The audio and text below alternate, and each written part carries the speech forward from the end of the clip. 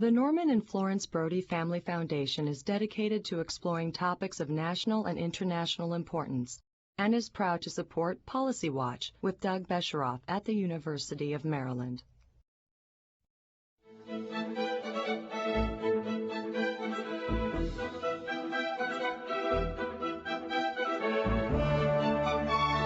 From the University of Maryland, this is Policy Watch with Doug Besheroff.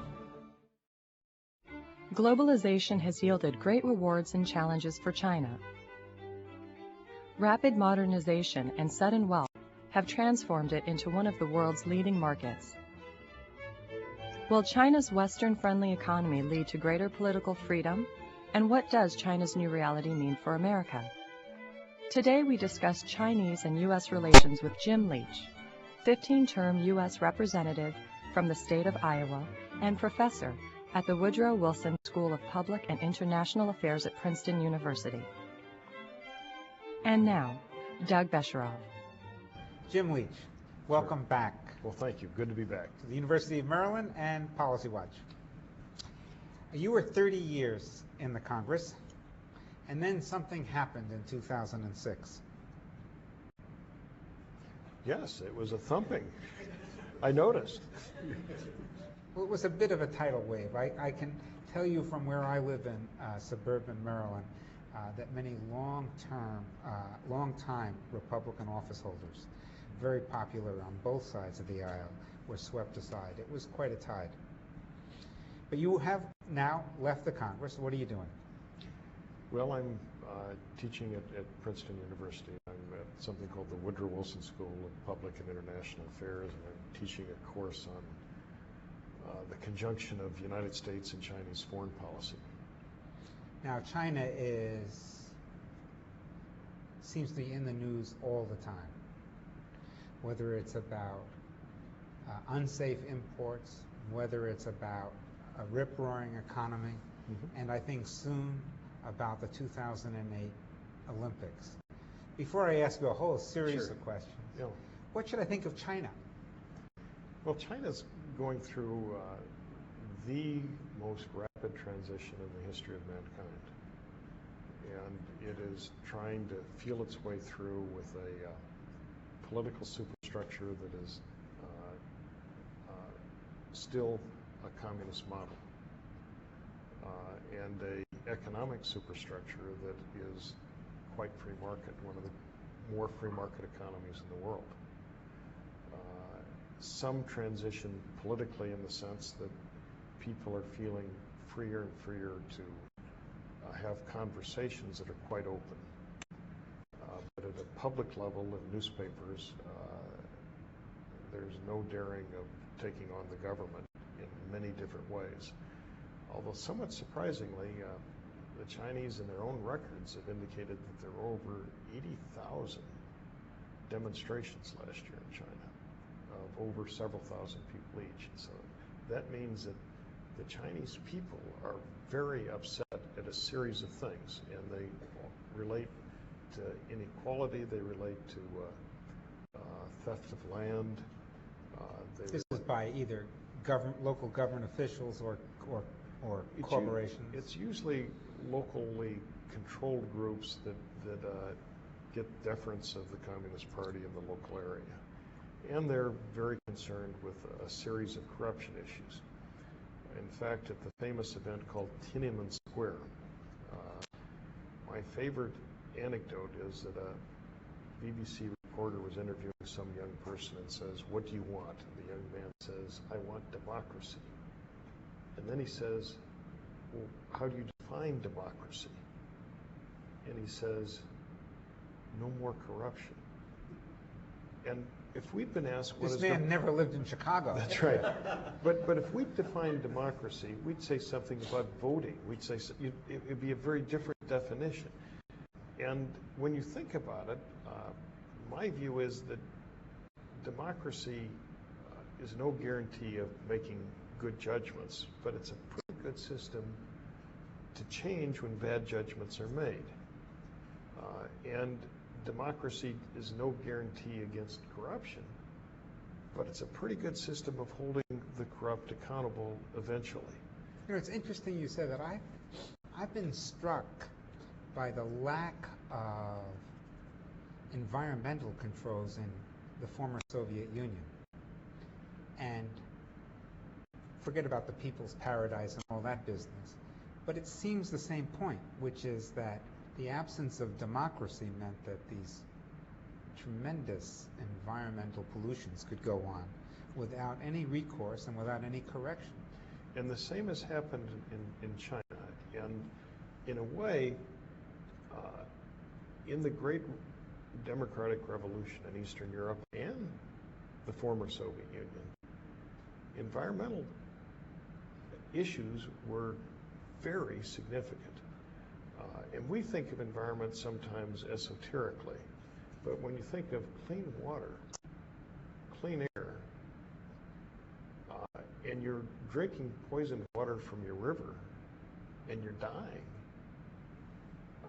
they become very significant issues. And so in China today, as in Eastern Europe, as in the Soviet Union, these became real fundamental issues that people were concerned about. And so the environmental issue base is one of the pressing points for change in the political system of China. Now, China is a nation of actually many languages and somewhat different peoples, and certainly vast disparities in economic advancement. Do people ask the question whether China will remain intact in 20, 30 years? I think that question is resolved for the time being. In fact, the one thing that all Chinese give Mao Zedong some credit for was unifying China. That many of them are very, very concerned with how he unified China and what eventuated, and so they're trying to learn lessons from that. But the Chinese want to stay unified, and that I think is going to be a resolved question. Then the unresolved question is what kind of system they're going to have. And I personally think that the only system that fits well free markets is a freer democratic arrangement, and that you're going to see gradual shifts to more democracy that could at some point become a sudden shift. And the time frame is the only thing in doubt. My impression, I don't do foreign policy, but my impression was that the Russian leadership stopped believing in communism sometime in the late 80s, and that was the end. Now, does the Chinese, you can't say that do they believe in communism, what do they believe in? What are they doing besides holding power for their own benefit? Well, that is the question all Chinese people are asking. And so the communism that relates to Karl Marx in philosophy, which is after all an economic dimension, is truly dead. The communism that relates to how you structure governance is very much alive. And then the party is trying to think through how does it keep legitimate, and one of the things that they're trying at the top to restrain some corruption, but they're not doing a very good job of it. And they're trying at the top to try to bring more people into the party, particularly successful entrepreneurs, and the entrepreneurs have some vested interest in joining. And so they're trying to be more pragmatic and less ideological, but it's still very much a system of maintaining power. And in many ways, there's nothing more corrupt than trying to stay in power. And that's what the system is dedicated to do. And trade. How long do the Chinese enjoy this tremendous advantage over, I guess, almost the entire rest of the world? Well, they have the greatest employment base of any country in the world, although India is starting to rival it. There are more Chinese that are radically underemployed than there is in the entire American workforce, just as there are more Indians radically unemployed than in the entire American workforce. So this is an enormous challenge. And so the labor pool is China's oil. and it is an enormous phenomenon. Now with that, they have a great work ethic. With that, they have an increasingly impressive educational system. And so it is a people power country. Now, from our perspective, we want to see respect for international rules. We want to see respect for a greater balance in trade. And so they've tied their work capacity to manipulating a currency called the renminbi, and they keep this at an undervalued level that allows them to play a greater role in international trade, and this is something we're going to have to work out over time. I remember when it was the Germans who had the work ethic, and then it was the Japanese, and they were all going to bury us. How long, and I realize there are many more Chinese than Japanese or Germans, but already there's pressure, upward pressure on labor costs, and so how long does this last before the Chinese catch, should we call it the American disease or the disease of affluence? When do they start wanting to earn a decent living? Well, I think there's going to be a lot of pressure in China to raise living standards for a number of decades, if not generations, and then to even out the dichotomies that have come to exist.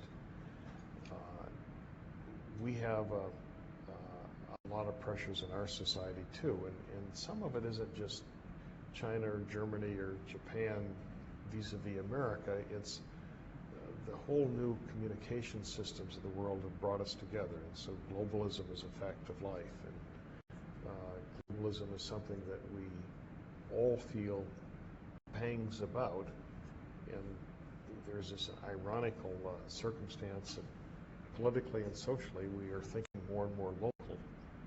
The things that affect us more and more are global, and those are not functions exactly of choices of political leaders. They're functions of the enormous new technologies that keep being expanded. And so we're all going to be living in a circumstance that there's a global hiring hall. And so America is going to have to think in a new kind of competitive ethic, and other countries that are thinking in one kind of way are going to have to recognize that if they want to stay in a stable world, they're going to have to be fairer in how they operate. We have to worry that globalization may either hurt our workers or at least slow down the growth of American affluence. In some respects, it's a wonderful story. It's time for the rest of the world to enjoy some of our wealth. And I suppose I would say, since I don't have to run for re-election, neither do you now, I suppose I'd be tempted, and I wish more politicians would say, even if the American economy suffers a little bit, not too much, if we can get the other 2/3 of the world living a better life, this is a good thing. Well, first, your premise isn't as skeptical as you laid it out. That is, America has prospered because of international trade. And we have been absolutely at the forefront of international trade in many different ways. And so one of the great questions is, do we object so much that we not only hurt the rest of the world, we put a stake in ourselves? And we have this great instant in our history in the 1930s with the Smoot-Hawley tariffs, where depression wasn't caused by protectionism, but it was deepened and lengthened by protectionism.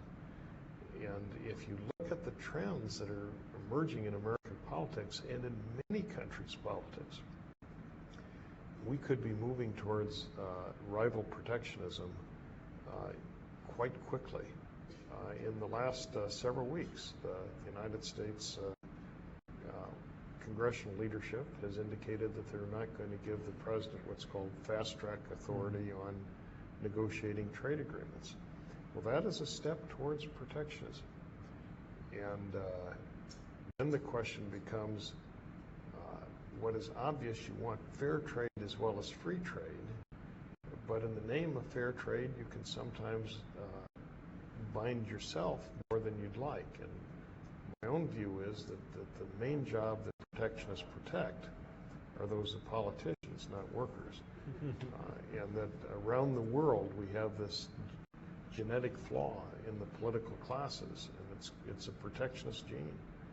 And we have to be very careful of that. At the same time, we have to be very careful to insist that the laws be followed everywhere and that fairness be infused in this system. And so from a Chinese perspective or about China, we have to be saying, if you want free markets in goods, you ought to have free markets in currencies. You can't manipulate your currency. Or at least toothpaste without whatever poison is in it. Yes, and that civil societies need civil institutions that apply standards.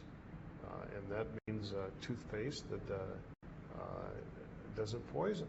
But there are winners and losers then. Tom Friedman was on this program, and he Yeah. said we lose that long-term competition unless we can upgrade the education of American workers so that they are smart workers, that we otherwise fall behind.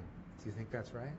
Well, there's no doubt that in our kind of system, we depend upon the alacrity of the individual. And an individual that is not educated in a modern age is an individual that has less alacrity. And so it's not enough to simply want to work or to suggest one is willing to work hard unless one knows how to adapt and how to work smartly. And frankly, the American system has been very good at this historically. And now we're being challenged by people that in some ways are adapting more rigorously than we are. For example, China's going to graduate 10 times as many engineers as the United States this year. That is an extraordinary phenomenon. And it's partly a reflection of, I think, something that's innate in Chinese culture, the capacity to deal with numbers. It's partly reflective that engineering is a methodology that allows people that have been less well established to get ahead in life. And many Chinese are coming from the bottom and they're seeking a way out. Before we have to close and turn to our audience for questions, let me ask you one last question. Sure. We've talked about China, we touched a little bit on India, but there's a big world out there. We haven't mentioned Africa. These are parts of the world that 50 years ago we didn't have to put into the equation of American interest. Now we do. Let me take you 25 or 50 years from now. Where does America stand vis-a-vis the rest of the world? Well, this is going to be a very large question and something that we'll be thinking about differently because of the last half decade. I happen to think that this country has a set of values and principles that are of an extraordinary dimension, and that we have a work ethic that is truly underestimated to the rest of the world, and we have a system that is going to keep American leadership and the American model very much as a beacon for mankind. Then the question becomes, how is the rest of the world going to be shaped relative to this beacon?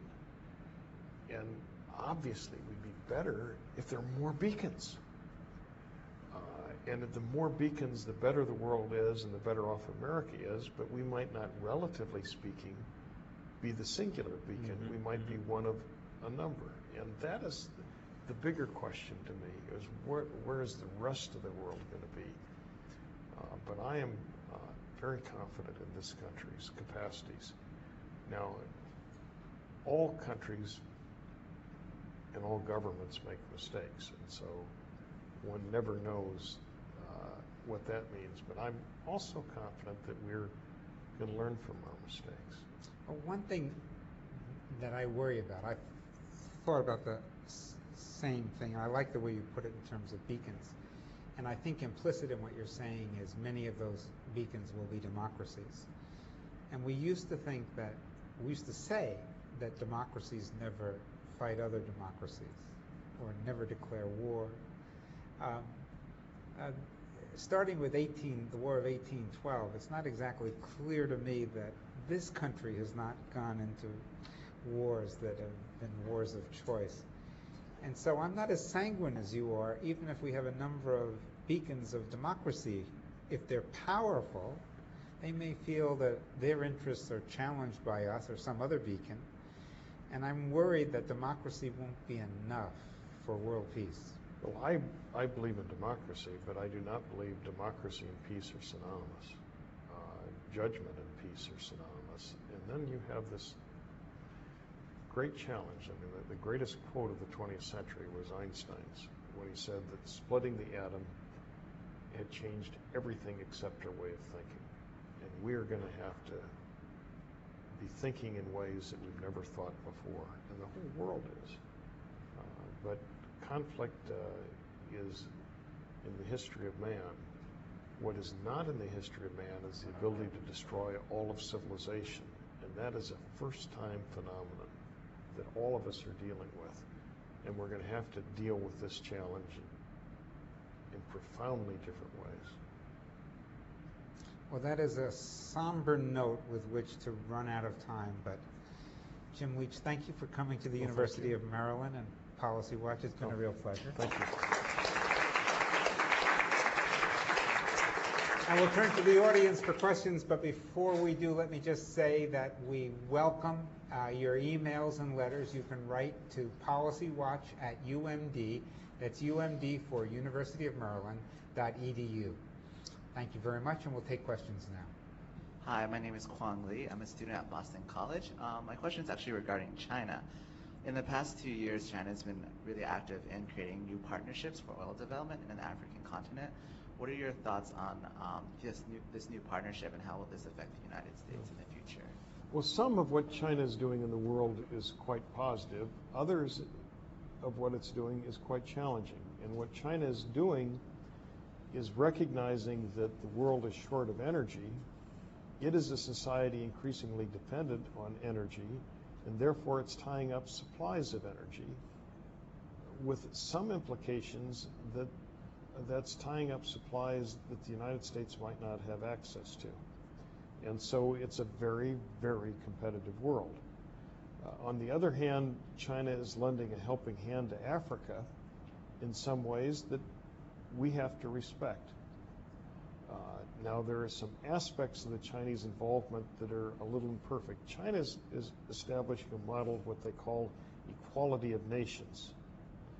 Our model is equality of man, and that's a different model. And so on an equality of man model, we don't like to deal with certain corrupt practices of certain corrupt countries. On an equality of nation model, if you give aid to it, which China does, that ends up being aid that can go to an oppressor to further oppress, or to an oppressor to put in a Swiss bank account. And then the implication is that the head of the governments are those that make the decisions on who's given concessions for natural resources. And so it's a model that has some imperfect dimensions, although it has some aspects that are understandable. It's a challenge to us, and so what we want to do is recognize what's happening, work with China, and for example, in countries like the Sudan and Darfur, to say, you've got to look at the effects of your aid, and whether or not the aid that's given advances the best interest of the country and the people, as well as what's in your vested interest. And so we have to kind of mutually educate. My name is Michael, and I'm from the University of Notre Dame. My question is regarding energy policy. Coming from a state where corn production and agriculture in general is very important, while also recognizing that ethanol produced from corn is not that effective at reducing carbon emissions, what do you see as the future for alternative energy policy, especially in a nation that's increasingly concerned about climate change? Well, I think we all have to be modest to recognize that alternative energy is not, quote, the answer, but it's part of a answer. And every little bit helps. And that often if you just take the cost issue, if you can add 5 or 10% extra supply, that can have a major effect on cost in the demand-supply circumstance. And so if you take the issue of ethanol, whether it's derived from corn stalks, sugar, whatever it might be, the addition of supplies can be quite helpful. Ethanol isn't the only alternative. I mean, we've got to do more with solar. Hopefully we can do more with geothermal. Hopefully we can do more with harnessing the waves of the world. There are just many kinds of directions one can go. Well, I'm afraid I have to draw this wonderful conversation to a close. Thank you very much. Well, thank you, Bill.